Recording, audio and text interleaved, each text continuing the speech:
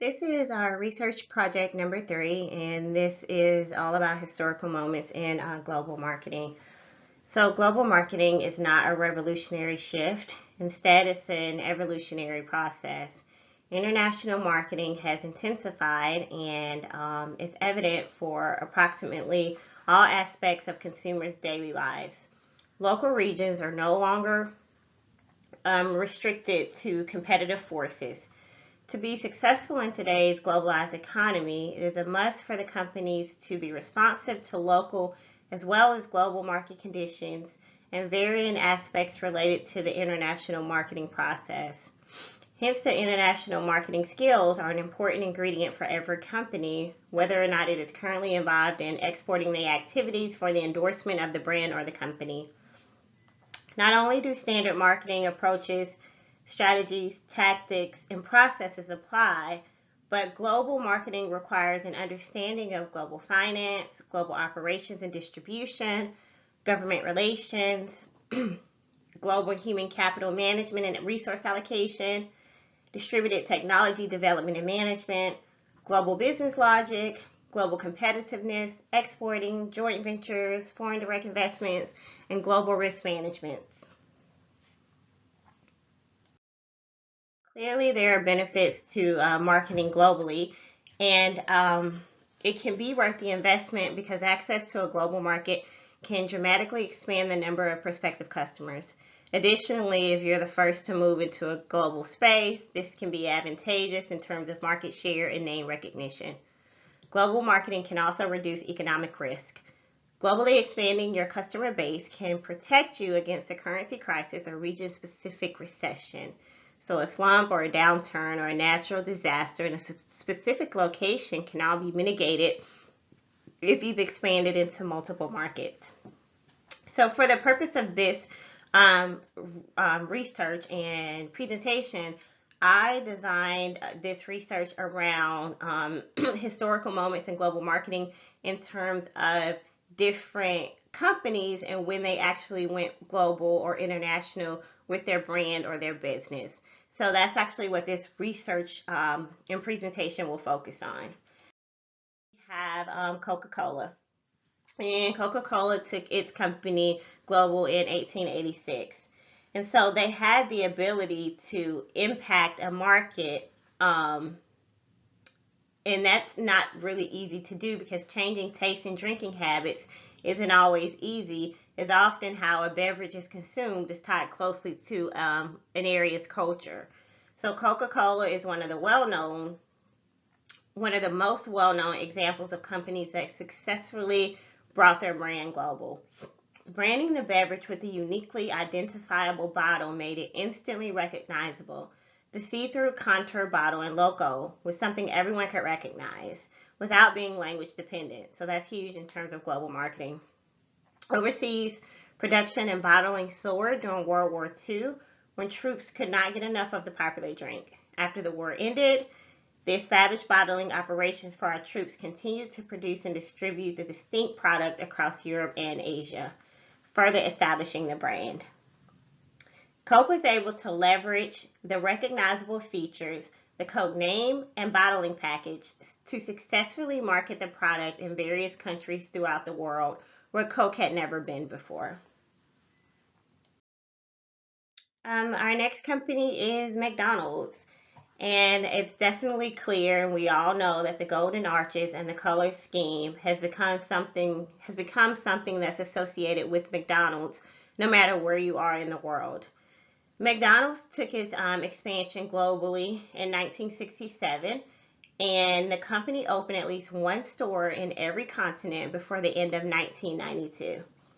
The fast food company balanced the strong brand and the standardized product by adapting locally. Big Mac became a potato burger in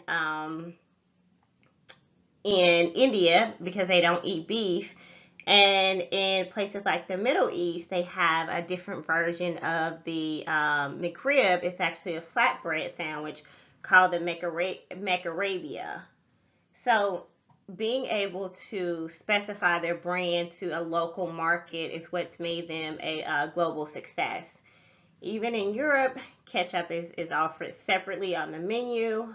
It's not available, it's not included in the meal, rather it's available for purchase. Clearly, Europeans aren't that fond of ketchup like Americans are.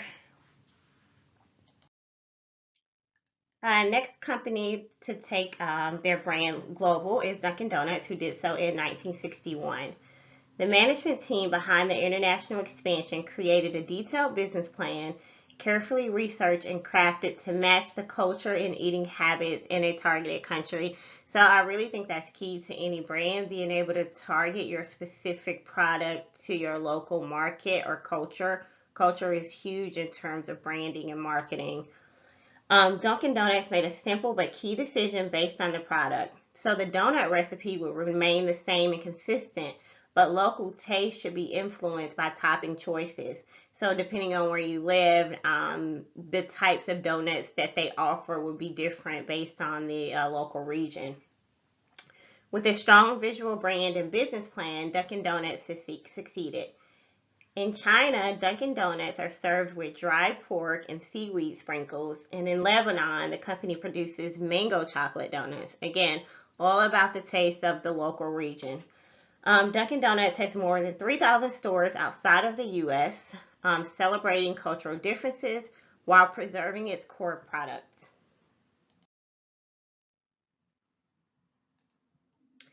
Domino's Pizza. They were able to expand globally in 1983, and they followed a similar strategy to that of Dunkin' Donuts. By defining their core product as bread, sauce, and cheese, the pizza company allowed local franchises to use innovative toppings that accommodate local tastes. So here again, we are reiterating how important local regions, tastes, cultures are in terms of being successful in global expansions. The marketing team focused on messaging and serving suggestions without adjusting the menu items constantly, presenting seafood and fish options in Asia and curry options in India. The company was also able to locally source all custom ingredients based on geographical location. So that's also a big deal, contributing back to the economic environment by sourcing all of your ingredients locally instead of exporting them.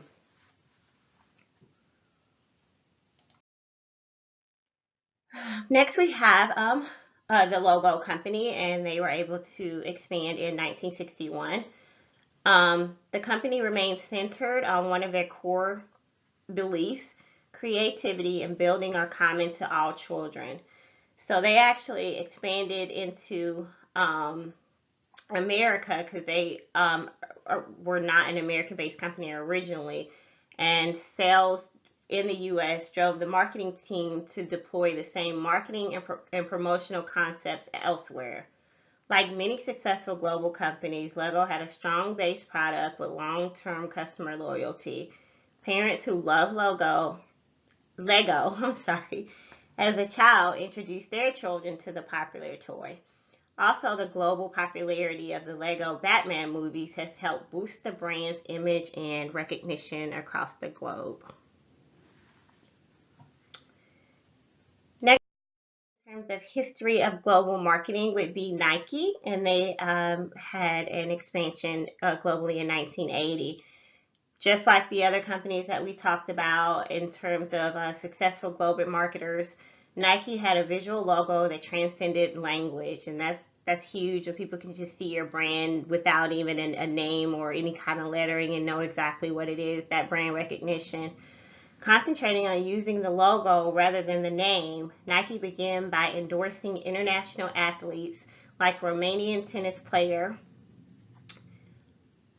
and acclimating foreign populations to the Nike logo by doing this. The company used these athlete endorsements as a primary marketing tool for global expansion. So people would just see athletes in different regions, automatically associate that athlete and that brand to the Nike name, hence the growth of Nike globally. Finally, rounding out the history of global marketing is Toyota, who expanded in 1957. So they began selling their cars in North America in the late 1957s. And the first venture that they actually undertook was a failure. And during my research, I read because their cars, they were not powerful enough and they were overpriced for the American culture. So here again, they had to kind of go back to the drawing board and rebrand or produce their product based on what worked for the North American culture. Like other successful models for global marketing, Toyota built a strong, recognizable brand and then customized it to meet local marketing needs, like I just spoke about. Using international marketing techniques backed by an uncompromising branding model, the company became the world's best-selling car manufacturer. So I hope you learned a little bit about different companies and the history that they have in terms of global marketing. There are a number of companies now who obviously have extended their brand and their companies globally, but these are a few of the pioneers in terms of history and the timeline of global marketing that I thought were interesting to do some research on and to share. Thank you.